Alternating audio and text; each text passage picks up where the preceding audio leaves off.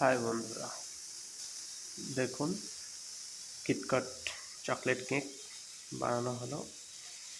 তো এতে এই যে ঘরগুলো বানানো হয়েছে, যেগুলো এক একটা করে উপরে যে ঘর দেওয়া আছে, দেখুন এই ঘরগুলোতে আলাদা আলাদা করে চকলেট বসবে। চকলেটটা এখনও বসানো হচ্ছে না, যেহেতু কেকটা ডেলিভারি কালকে হবে, তো তাই জন্য এই ঘরগুলোতে ঠিক কালকে দেওয়া হবে।